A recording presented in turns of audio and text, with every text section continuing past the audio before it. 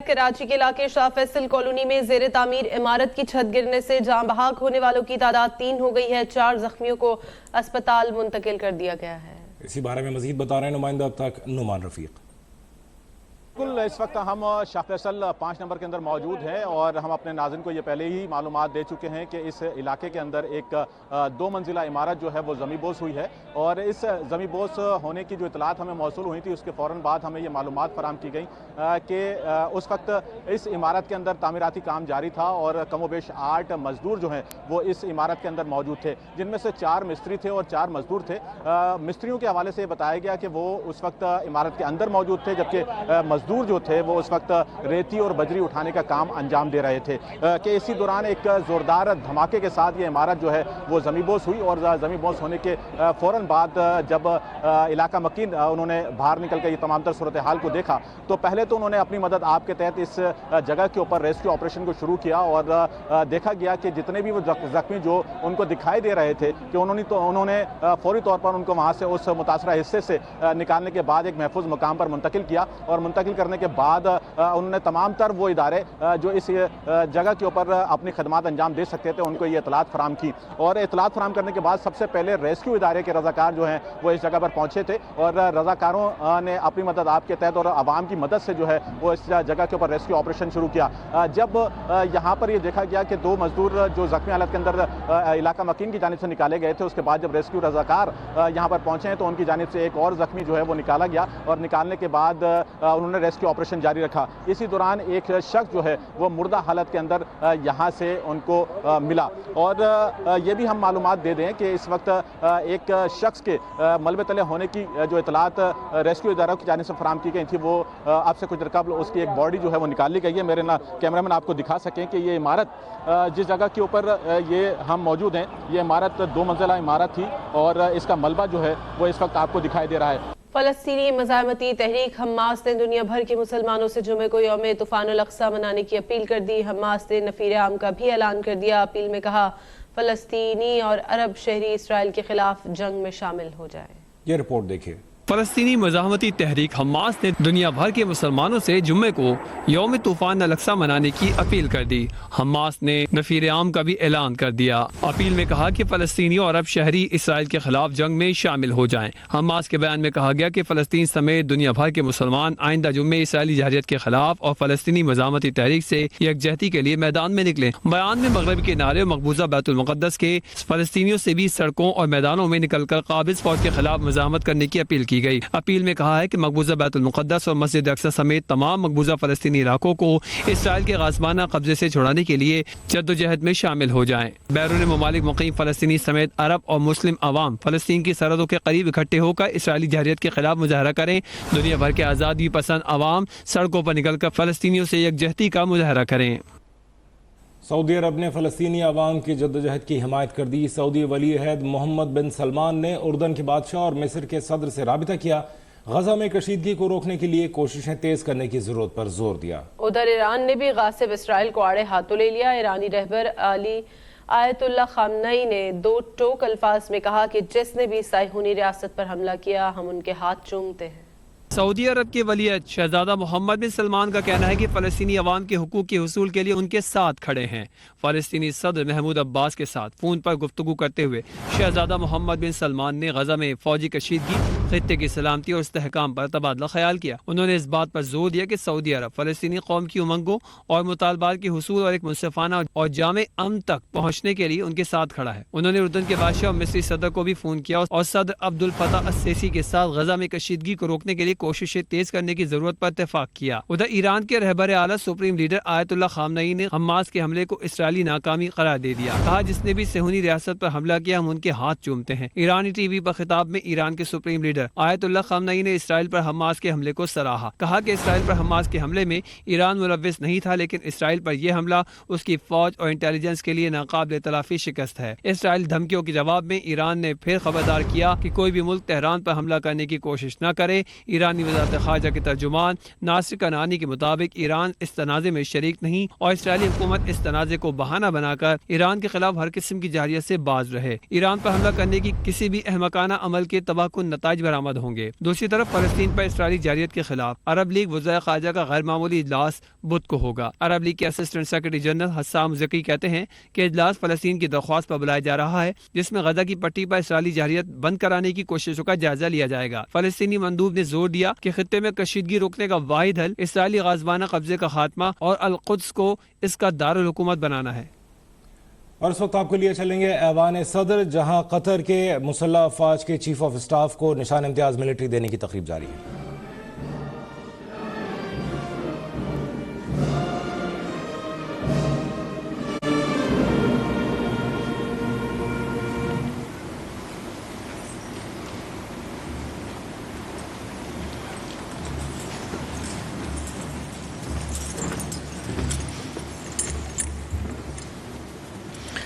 Honorable President, may I have your permission to start the formal proceedings of this special investiture ceremony for conferment of Nishan-e-Imtiyaz military upon Lieutenant General Pilot Salim Hamad Aqil Al-Nabit, Chief of Staff, Qatar Armed Forces. I now invite Mr. Ehsanullah Kakar for recitation from Holy Quran.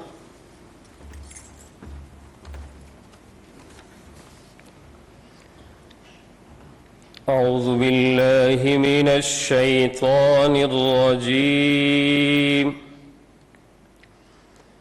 بسم الله الرحمن الرحيم. قل اللهم مالك الملك تؤتي الملك من تشاء وتنزع الملك ممن تشاء۔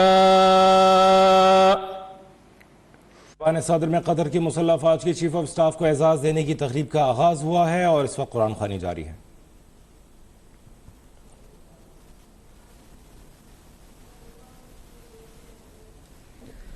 وزیر اطلاعات مرتضی سولنگی نے غیر رسمی گفتگو میں بتایا کہ وفاقی کابینہ کے اجلاس میں اہم فیصلے کیے گئے ہیں۔ اجلاس میں ڈپٹی چیئرمین نیب اور پروسیکیوٹر جنرل نیب کو تعینات کرنے کی منظوری دی گئی ہے۔ غیر ملکیوں کو ان کے ملک بھیجنے کے لیے ڈیڈ لائن دی گئی، اس پر عمل درآمد ہوگا، جبکہ آئندہ انتخابات اپنے وقت پر ہوں گے۔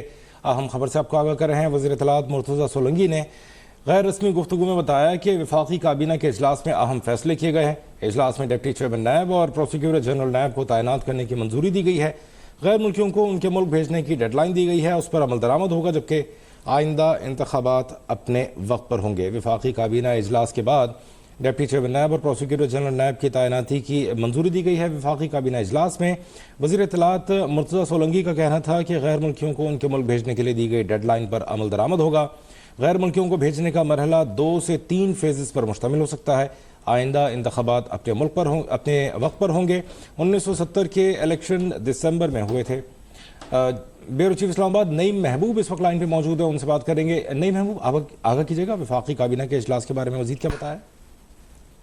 جی بالکل، آج نگران جو وزیر اطلاعات ہیں مرتضی سولنگی، انہوں نے صحافیوں سے گفتگو کرتے ہوئے غیر رسمی گفتگو نے یہ بتایا کہ کابینہ کے آج کے اجلاس میں اہم فیصلے کیے گئے، جس میں انہوں نے بتایا کہ ڈپٹی چیئرمین نیب اور پروسیکیوٹر جنرل نیب کی تعیناتیاں بھی فائنل کی گئی، ان کی منظوری دی گئی۔ اس کے علاوہ انہوں نے یہ بھی کہا کہ غیر ملکیوں کو ملک اپنا واپس وطن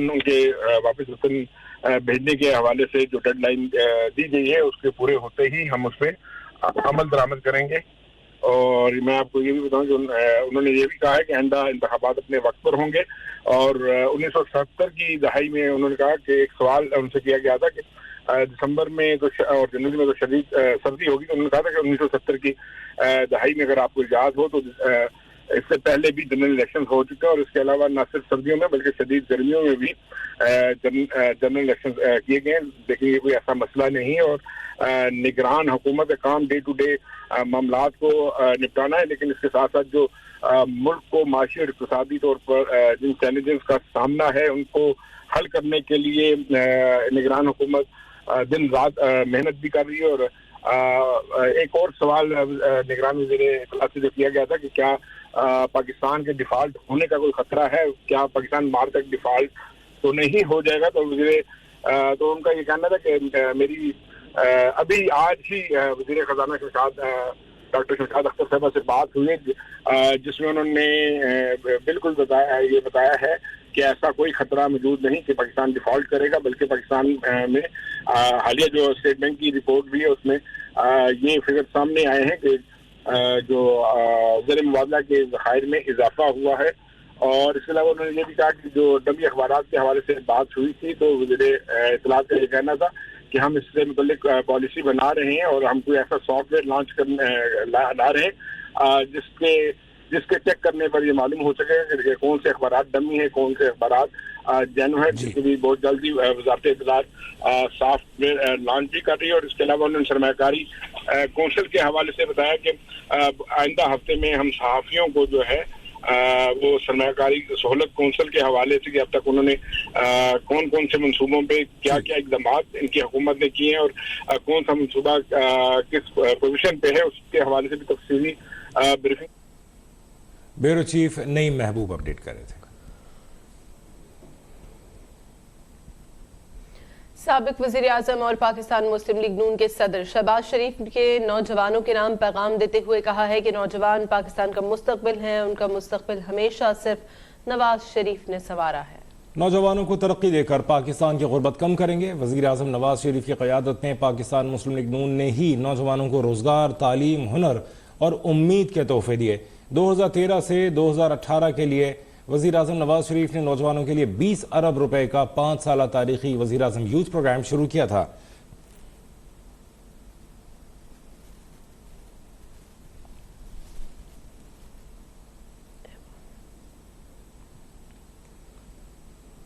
ایک بار پھر آپ کو لیے چلیں گے ایوان صدر، جہاں قطر کی مسلح افواج کے چیف کے اعزاز میں تقریب جاری ہے.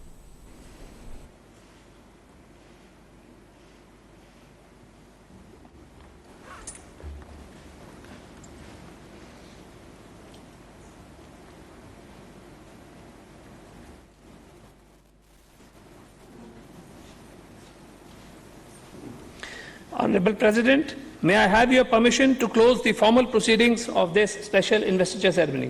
Yes, please. Ladies and gentlemen, the proceedings of this special investiture ceremony are now closed.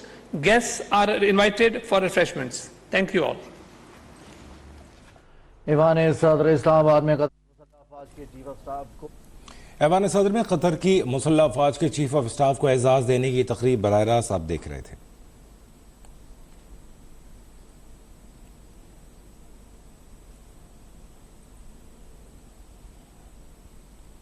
خبروں کے سلسلے کو آگے بڑھائیں گے اور ایک بار پھر اسرائیل حماس تنازع کی بات کرتے ہیں. اسرائیل کی جارحیت کے خلاف پاکستانی شہری ایک پیج پر وفاقی دارالحکومت میں اب تک سے گفتگو کرتے ہوئے شہریوں نے عالمی برادری سے مطالبہ کیا کہ فلسطینی عوام پر صہیونی مظالم بند کرائے جائیں. مزید انہوں نے کیا کہا آپ کو بھی دکھاتے ہیں. ہمیں مسلمان ہوتے ہوئے فلسطینیوں کے مسلمانوں کے لیے مدد کرنی چاہیے. تمام مسلمان ممالک کو چاہیے کہ وہ مل کر اس مسئلے کو حل کریں. فلسطین کے مسلمانوں میں بہت ظلم ہو رہا ہے. اس کے ساتھ پاکستان کا اس طرح خاص کوئی تعاون نہیں ہے. جس طرح سے امریکہ اسرائیل کے خاص ساتھ تعاون کر رہا ہے، اس کو ہر چیز سپورٹ کر رہا ہے. اس کا بحری جہاز بھی بیڑا بھی وہاں پہ پہنچ گیا ہے. کہنے کا مقصد ہے کہ جس طرح سے امریکہ کی یا اور ممالکوں کی سپورٹ ہے اسرائیل کو، اس طرح کی سپورٹ فلسطین کو نہیں ہے. کراچی کے شہریوں نے فلسطین پر ہونے والے اسرائیلی حملوں کی مذمت کرتے ہوئے مسلم ممالک سے مطالبہ کیا ہے کہ وہ اسرائیلی جارحیت پر متحد ہوں اور فلسطینیوں پر ہونے والے مظالم کے خلاف آواز اٹھائیں. کراچی کے شہریوں نے اب تک نیوز سے بات کرتے ہوئے مزید کیا کہا آپ بھی سنیے. فلسطین کے اوپر بہت زیادہ ظلم ہو رہا ہے. اسرائیل اور ہمارا ملک اس بارے میں کچھ بولنا چاہیے. نہ سعودی عرب بول رہا ہے، اسلامی ملک ہے، حالانکہ اس کو بھی بولنا چاہیے کہ اسلامی ملک کم سے کم اسلام کے لیے کچھ تو ان کو کہنا چاہیے کہ فلسطین میں کتنا ظلم ہو رہا ہے. اسرائیل کے جو بنے ہوئے تھے نا، خدا بن کے، نعوذ باللہ، جو خدا بن کے بیٹھا ہوا تھا، اپنے آپ کو ہر چیز سے کر رہا تھا. حماس نے اس کا ملیاں میٹ کر دیا، مٹی میں ملا دیا. اس کا جو نظام تھا سارا، جو اس کا ٹیکنالوجی تھی، سب مٹی میں ملا دیا. جی ظلم ہو رہا ہے، ان کے پاس ظلم ہو رہا ہے. ہمارا مسلمان ملک ہے، امداد کرنی چاہیے ان کو. فلسطین کے ساتھ ہیں، مجاہدین کے ساتھ ہیں. اللہ ان کو فتح دے. فلسطینیوں پر اسرائیلی حملے اور ظلم اور بربریت کے خلاف ملتان کے شہریوں میں بھی غم و غصہ پایا جاتا ہے. شہریوں کا کہنا ہے کہ اسرائیلی مظالم کے خلاف امت مسلمہ کو یک زبان ہو کر آواز بلند کرنی چاہیے. اسرائیل جو ہے وہ 1967 سے اس علاقے پر مظلوم فلسطینیوں پر ظلم کر رہا تھا، یعنی کہ وہ ان کو ان کے آبائی گھروں سے نکال کر ان کو دوسری جگہ شفٹ کر رہا اور اپنے لوگ وہاں پہ بسا رہا تھا۔ اس کے لیے اس نے ہر جائز اور ناجائز، خاص ہر ناجائز جو تھے نا وہ کام کیا۔ انہوں نے بچوں کو بھی مارا ہے، عورتوں کو بھی مارا ہے، ٹھیک ہے نا، ان کے گھر ڈیمولش کی، اور یہ جو موجودہ ایک آیا ہے یہ اسی چیز کا ایک ریئیکشن ہے۔ اور میں سمجھتا ہوں کہ اس مسئلے کا حل صرف یہی ہے کہ اس سارے کو 1967 کی پوزیشن پر لایا جائے۔ دنیا کو چاہیے کہ وہ اس چیز پہ غور کرے، جو جس کا جتنا ایریا بنتا ہے اس کے مطابق اس کو ریزالو کیا جائے۔ ہمارے مسلمان فلسطینی کے ساتھ کتنا ظلم اور بربریت ہو رہی ہے، آج سے نہیں بہت پاس سے گزر رہی ہے۔ اب جب حماس نے اسرائیل کو تھوڑا سا رسپونڈ کیا ہے، آنسر کیا، تو اب وہ سارے چیخ رہے ہیں، لیکن ساری دنیا کیوں خاموش ہے؟ دنیا کو یہ چاہیے کہ جو مسلمان ہیں ان کے رائٹس کے اوپر کوئی بھی ڈاکہ اور راہزنی نہیں کرنی چاہیے، اور فلسطینیوں کے ساتھ ہم ساتھ ہیں، ایز اے مسلم ہم سب ساتھ ہیں، انشاءاللہ ساتھ رہیں گے۔ فلسطین پر اسرائیلی جارحیت کی جتنی مذمت کی جائے وہ کم ہے، اور حماس سمیت اور دیگر جس نے بھی حمایت کی ہے اور ان کے مظلوم فلسطینیوں کے ساتھ کھڑے ہیں، اور یہ ایک اچھا اقدام ہے۔ فلسطین کے لیے ہماری جان بھی قربان ہے۔ اسرائیل بڑے ظلم کر رہا ہے فلسطین پہ، انشاءاللہ تعالیٰ اسرائیل نیست و نابود ہو کر رہے گا، اور ہم بیت المقدس کو آزاد کرا کے رہیں گے انشاءاللہ تعالیٰ۔ اور پاکستان کی بھرپور حمایت فلسطین کے ساتھ ہے اور ہمیشہ رہے گی۔ پاکستان کے عوام ویلکم بیک۔ کچھ کھیلوں کی بات کر لیتے ہیں۔ قومی کھلاڑی محمد رضوان نے سری لنکا کے خلاف جیت غزہ کے نام کر دی ہے۔ محمد رضوان نے کہا ہے کہ یہ کامیابی غزہ کے مظلوم بہن بھائیوں کے نام کرتا ہوں۔ قومی کھلاڑی محمد رضوان نے سری لنکا کے خلاف جیت غزہ کے نام کر دی۔ محمد رضوان نے کہا یہ کامیابی غزہ کے مظلوم بہن بھائیوں کے نام کرتا ہوں۔ کامیابی میں اپنا حصہ ڈالنے پر خوشی ہے۔ حسن علی اور عبداللہ شفیق نے کام آسان کر دیا۔ حیدرآباد کے عوام کا شکریہ جنہوں نے شاندار میزبانی کی۔ یہ کامیابی غزہ کے مظلوم بہن بھائیوں کے نام کرتا ہوں۔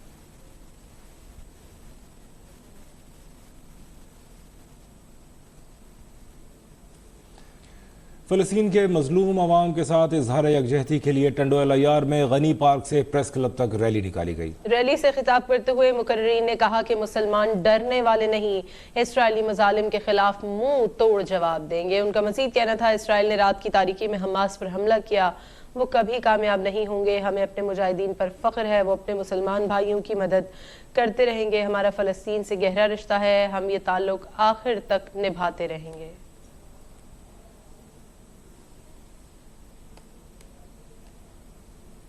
سی ڈی اے نے اسلام آباد کے سیکٹر I-12 میں افغان کچی بستی میں کارروائی کی ہے۔ بستی میں موجود تمام تعمیرات کو مسمار کر دیا گیا ہے۔ اہم خبر سے آپ کو آگاہ کر رہے ہیں۔ سی ڈی اے نے اسلام آباد کے سیکٹر I-12 میں افغان کچی بستی میں کارروائی کی ہے اور بستی میں موجود تمام تعمیرات کو مسمار کر دیا گیا ہے۔ 200 گھر، کمرے اور دیگر تجاوزات بھی مسمار کی گئی ہیں۔ آپریشن سے قبل بستی مکینوں کو کئی بار نوٹسز بھی جاری کیے گئے تھے۔ اسلام آباد میں ایک اور غیر قانونی افغان بستی کو مسمار کر دیا گیا ہے۔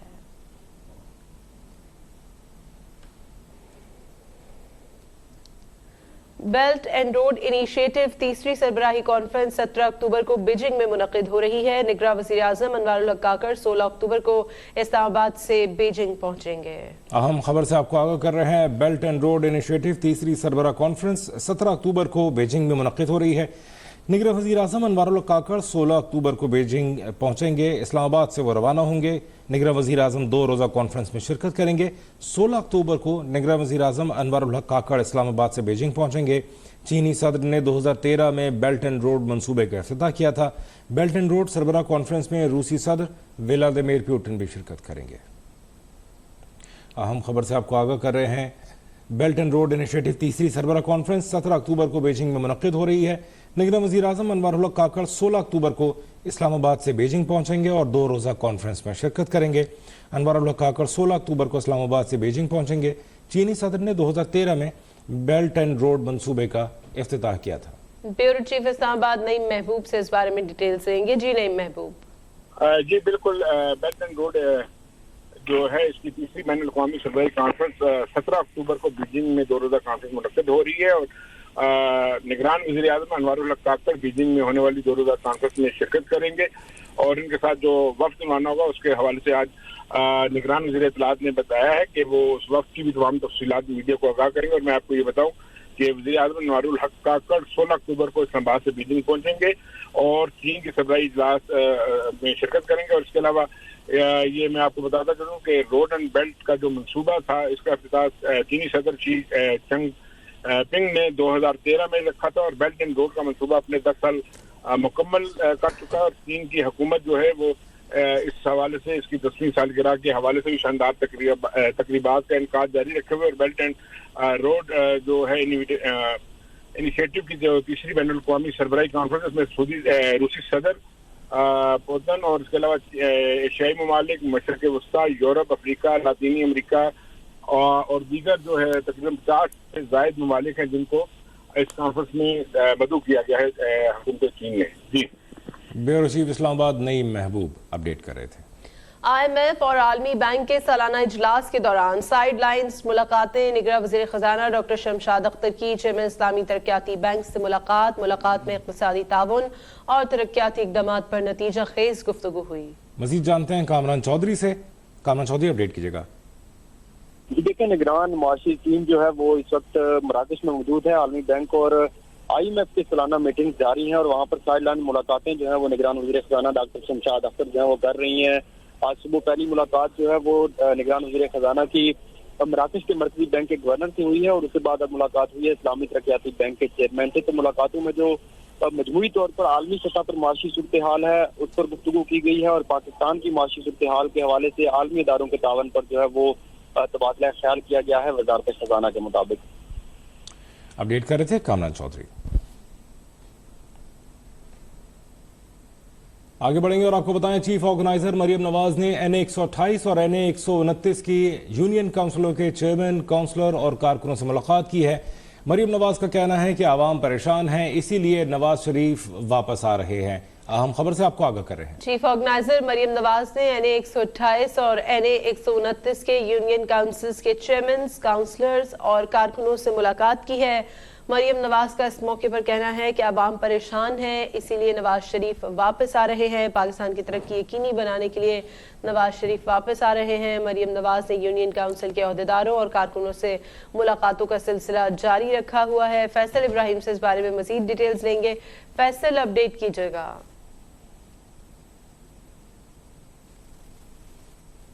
NA 128 اور NA 129 کی یونین کونسلوں کے چیئرمینوں، کونسلرز اور کارکنان سے مشاورت ہوئی ہے. مریم نواز کی یونین کونسلز کے نمائندوں، کارکنان اور پارٹی رہنماؤں سے 21 اکتوبر کی تیاریوں کے حوالے سے گفتگو ہوئی.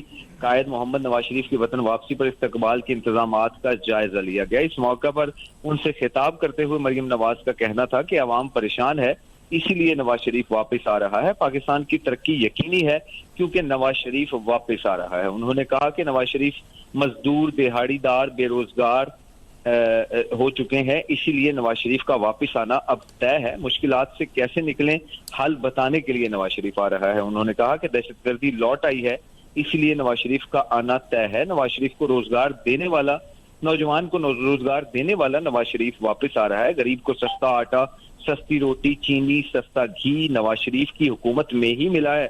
اور ان کا کہنا تھا کہ غریب کا ساتھی اور ہمدرد صرف نواز شریف ہے. سارے تجربے فیل ہو چکے ہیں، تجربہ ایک ہی کامیاب رہا اور وہ ہے نواز شریف. مریم نواز نے کہا کہ نواز شریف قوم کو اچھے دن پھر دکھائے گا. نواز شریف نے ایٹمی دھماکے کر کے دفاع ناقابل تسخیر بنایا تھا. 2024 سے 2029 کے 5 سال میں پاکستان کو معاشی طور پر ناقابل تسخیر بنانے کے لیے نواز شریف آ رہا ہے. اور 4 اگست 2016 کو وزیر اعظم نواز شریف نے IMF کو خدا حافظ کہہ دیا تھا. نواز شریف نے IMF پروگرام مکمل کیا لیکن مہنگائی نہیں ہونے دی. سابق اراکین قومی اسمبلی شیخ روہیل اصغر اور سردار ریاض سعدی کے علاوہ سابق اراکین صوبائی اسمبلی غلام حبیب اوان، ملک وحید احمد. فیصل ابراہیم نمائندہ اب تک اپڈیٹ کر رہے تھے. اور اس وقت آپ کو لیے چلیں گے اسلام آباد جہاں سپریم کورٹ میں پریکٹس اینڈ پروسیجر کیس کی سماعت جاری ہے. To constitute a full court, it should have been less than the half of the number of judges of the court, so the right of appeal, if the law was sustained, would have remained. No, I said let me finish my thought. Would have remained, so I am certainly guilty of that. But then I'm not alone in that. Then my colleagues should not have sat in the bench at all, and they did so when 8 of them us were also sitting. Then the same question was have been, if this law we sustain, where will the right of appeal go? So that is not your fault. If at all a fault has been committed, I'm the first to accept my mistake to do this, but there was in need of transparency and in need of a demand, it was done, and nobody objected amongst my colleagues that the full court should not be constituted. Similarly, I assume that none of them objected when 8-member bench was constituted. There too the right of appeal had disappeared. So effectively that had become redundant. They should have said, no, we will not sit, let a lesser bench be constituted, because if this law is sustained and if someone is aggrieved, where will his right of or her right of appeal go, or the government's right of appeal, or a political party's right of appeal.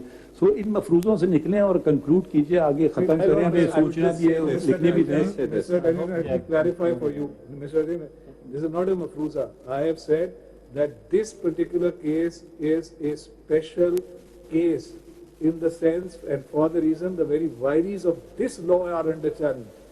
It is not possible that if this law is sustained, for a party challenging the very vires of the law to say, I exercise the right of appeal under section 5 for a declaration that this right of appeal that I have exercised is ultra vires the constitution. That would be completely nonsense. I am speaking of the future. I am not speaking of this case. Because here the vires are under attack. My lord, my brief response is this. Suppose अगर ये law sustain कर जाता है, तो this issue can be resolved in the full court meeting.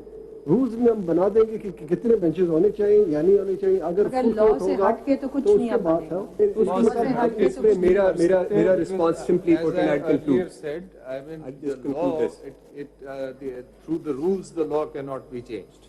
That is your position. So there is nothing that can be done. This issue, you see, this goes, if you flip it around, if you, एक second, flip it around and you don't see it as a vested right, because as in an opinion which has been given, it doesn't matter about the vested right. So we flip it around and we see it in the context of what can the court do and what can't the court do. So you have actually capped in order to ensure that the right is always given to a party who files 184(3) petition, you have ensured that a certain quantity se zyada badi bench nahi banegi, depending on the strength of the court. Now, is that not some sort of an intrusion on how the court is to work?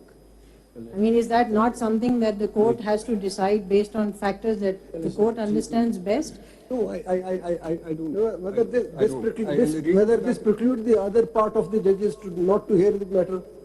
The matter was heard by some judges in the first instance, then it was heard by the other judges in the second instance. In practical, the entire judges have heard the matter. And I think it is this right. I think it is a right being conferred on. And I had briefly shown your lordships that. Why are you putting it on us? Why are you putting it on us? Either you say yes, please. There is a right. You cannot now deny anyone this right. Don't tell us that you have hope and faith.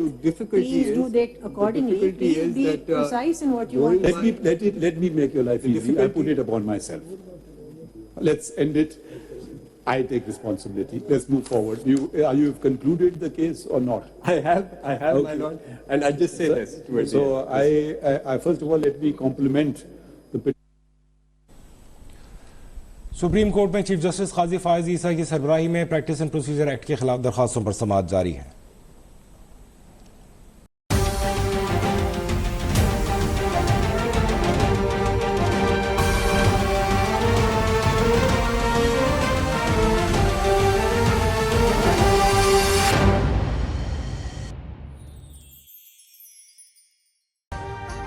अभी subscribe करें ताकि कोई खबर रह न जाए.